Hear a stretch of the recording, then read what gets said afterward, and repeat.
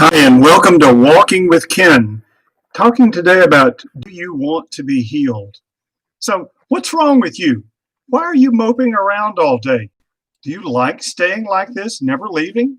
You've just lost the will to live. You ever heard that? These are strong words for someone who's hurting words for someone who's not strong anymore. Perhaps you've felt the sting of harsh words before, words that have no basis of truth, or maybe they do have truth. Do you mind if I give you some constructive criticism? Even words of truth given as constructive criticism, they're still criticism and they hurt. Okay, here's the point. Hurting people still hurt, even when we try to help them. So, knowing this, how can we help? Is it possible to help someone who has lost the will to accept help? Can we help someone without hurting? Jesus did. He reached out to a man who had been unable to move independently for 38 years. 38 years. Picture someone not able to do simple physical tasks, such as walk to the kitchen, open the front door of his house, or even take care of personal needs. Words like embarrassing, humiliating, mortifying, distressing, these come to mind as descriptors of this man's life.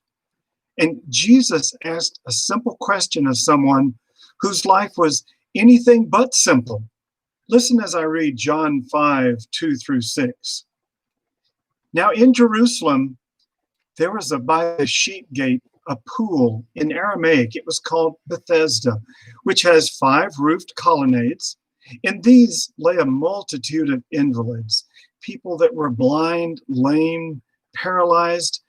One man who had been there had been an invalid for 30 years, 38 years. Can you imagine? When Jesus saw him lying there and knew that he'd already been there a long time, he said, "Do you want to be healed?" Now that Greek word, "do you want to be healed," implies, do you wish or desire to be whole or healthy? Jesus' question could be translated as, do you want to get well? Or do you want to be made whole? Or even, do you want to be well? Now, one extreme view of this could be that sin is not always accompanied by a consciousness of sin. Long familiarity with vice and crime, and still more with that alienation of heart from God, which is the essence of sin, is often found to render the nature insensible to its own wretched condition and prospects. Now, that's just one thought.